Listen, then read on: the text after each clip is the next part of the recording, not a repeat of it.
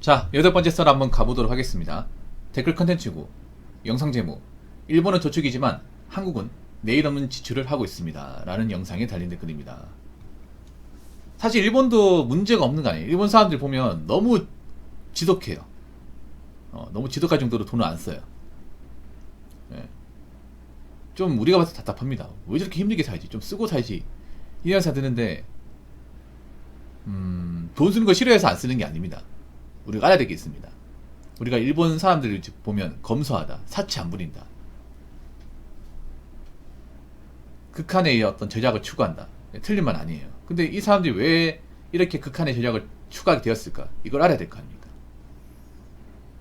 원래부터 일본 사람들 천성이 막 돈을 아끼는 거 좋아하고 절약하고 이게 아니었습니다. 갑자기 이렇게 된 겁니다. 특히 일본은 약간 사회적인 풍토가 선의민이면 좀 절약을 좀 강조하는 분위기예요. 일본의 사회 풍토가 뭐냐 하면 내가 돈을 많이 버는 그런 능력자가 아니라면, 서민의 사람이라면 도저히 돈을 아껴 쓰지 않은 이상은 생계 유지가 안 됩니다. 생계 유지가 안 돼요. 그렇다고 우리나라처럼 뭐 마통이나 카드 리보빙 같은 시스템도 일본은 잘 안 돼 있어가지고 그냥 돈이 없으면 그냥 굶어야 돼요. 내가 받는 돈 정해져 있는데. 그렇다고 일본이 물가가 엄청 싸다? 그것도 아니에요. 일본은 공공요금이 비쌉니다. 일본에 사시는 분도 아시겠지만 일본은 우리나라보다 대중교통이 안 좋은데, 문제가 뭐냐면 그런 대중교통이 민영화 돼 있어가지고 그런 기차나 버스용이 비싸요. 택시도 그렇고. 그래서 일본 사람들 자전거 같은 거 많이 이용하죠. 그런 대중교통에 들어가는 비용을 줄이기 위해서. 예. 다 이유가 있는 겁니다. 이게 우리나라는 싼 겁니다. 공공요금이 굉장히 싼 거예요. 뭐 서울에 지하철 버스 싼 겁니다. 엄청 싼 거야. 가성비가 엄청 뛰어납니다.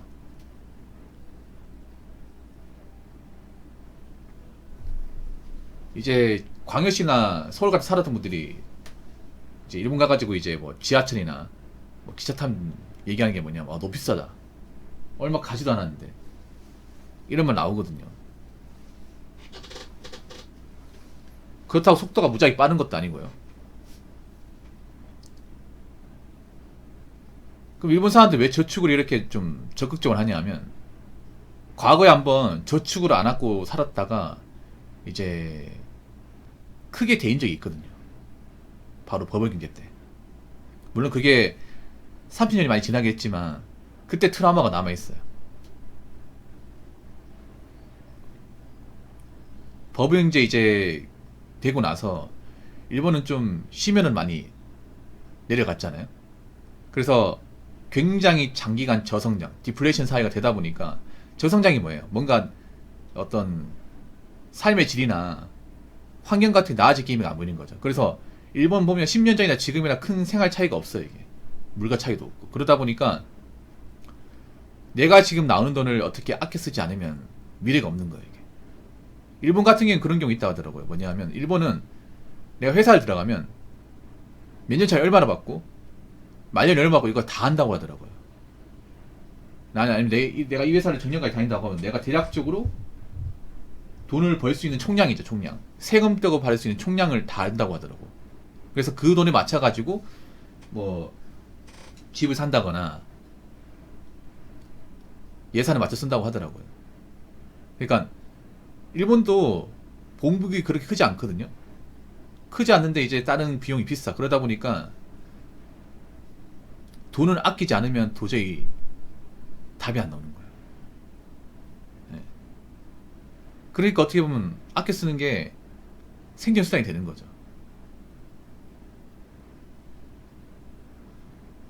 그 일본 사람들이 왜 경차 좋아한다고 하나요? 경차가 좋아서 타는 게 아니라 경차를 밖에 몰 수밖에 없어요. 그분은 세단 좋아해.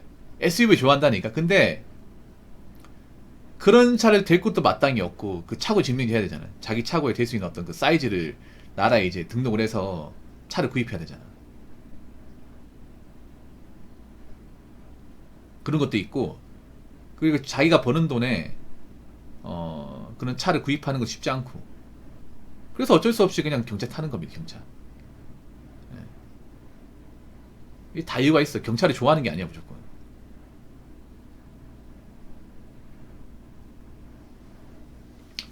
근데 한국은 문제가 뭐냐면 좀 반대죠. 한국은 저축을 하는 사람도 있지만 저축을 안 하는 사람이 너무나 많아. 예. 그러니까 좀 정리해보자면 일본은 돈을 안 써서 너무 안 써서 문제고 한국은 돈을 너무 많이 써서 문제예요.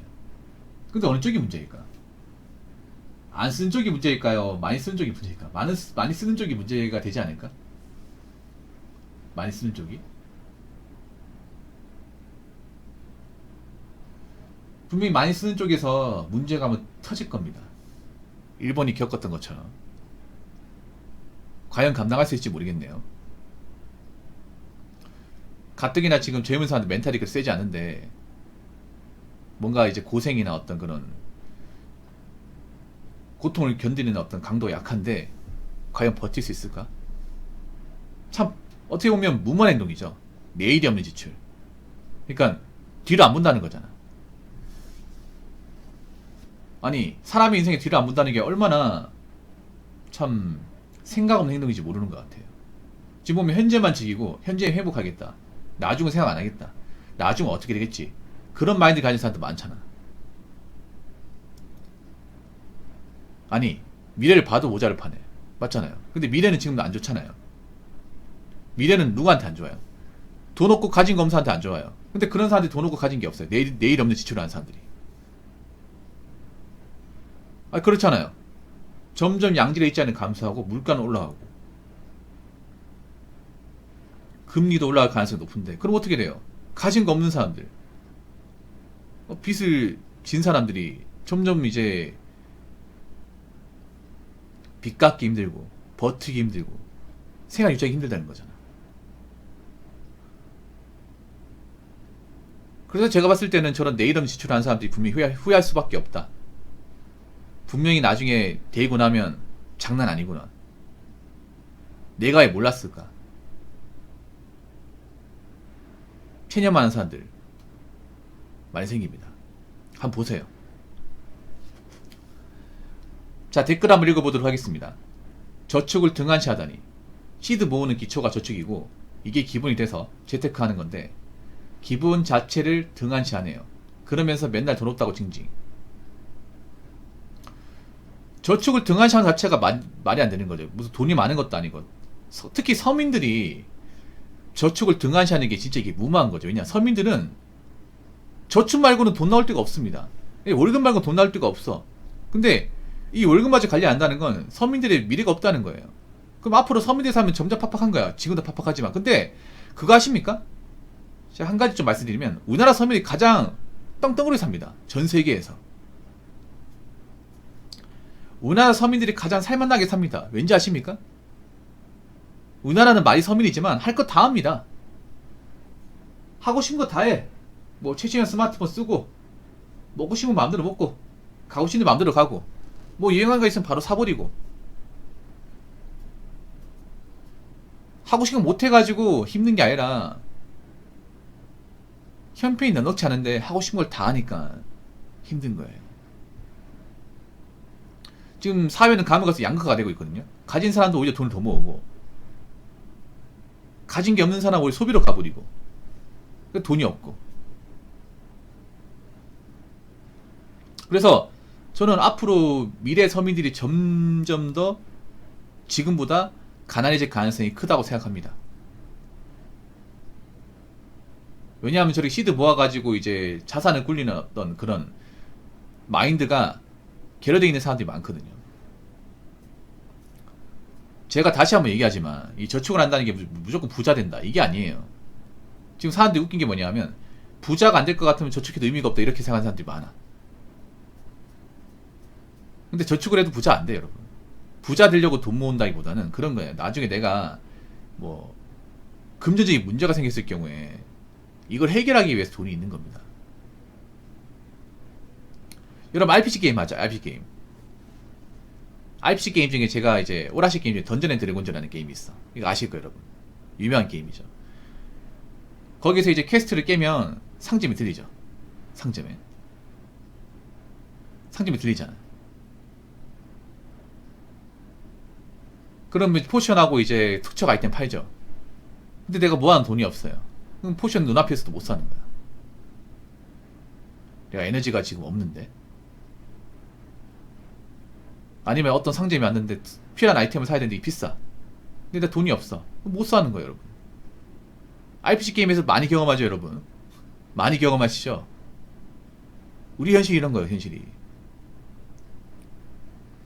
인생에 여러 가지 퀘스트가 있잖아요. 근데 어떤 퀘스트가 나오고 어떤 일이 벌어질지 우리가 알 수 없단 말이야.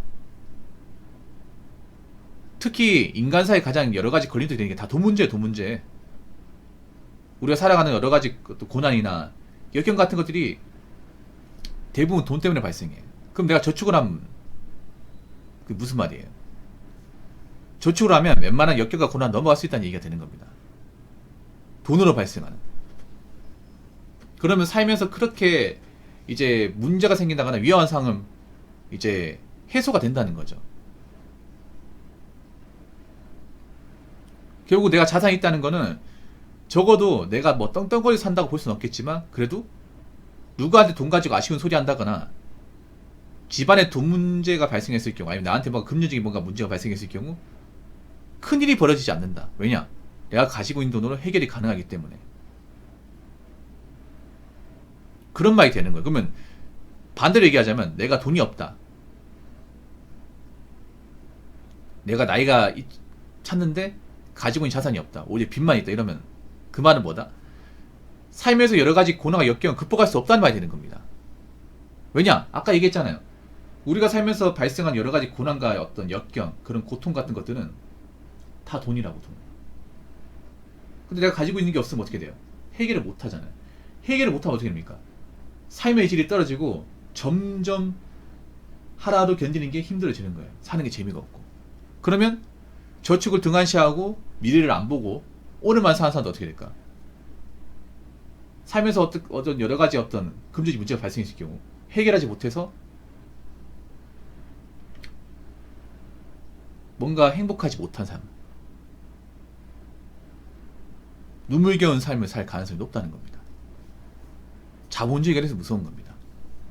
자본주의. 근데 제가 안타까운 건 뭐냐면 지금 젊은 친구들은 그게 얼마나 무서운 건지 몰라요. 그게 크단 말이야. 젊은 친구들이 나중에 나이 먹고 돈 없어가지고 돈 때문에 발생한 문제를 극복 못해서 길거리에 쫓겨나고 나자빠지고 아무도 신경 안 쓰고 인간도 못 받고 그런 것들을 알면 저렇게 안 할 거라고 봅니다. 근데 모르고 있기 때문에 난 저렇게 안 살 거라 생각하기 때문에 저는 플렉스 한다 생각하거든요. 근데 분명히 이게 나중에 시간 지나고 나면 내가 왜 그랬지 생각할 겁니다. 그러니까 나이 먹고 돈 오는 사람이 얼마나 위험하고 위태로운지를 모른다는 게 너무 큽니다. 이게. 근데 돈 없으면 그렇게 된다고. 돈 없으면. 그러니까요. 내가 가진 게 없잖아요. 우리 집 잘 사는 거 아니잖아요. 그러면 저축 절대 등한시하고 우습게 보지 마십시오. 이게 나중에 내 목숨줄을 쥐고 흔들 수 있는 아주 중요한 수단이 될 수 있습니다. 무슨 말인지 아시겠죠?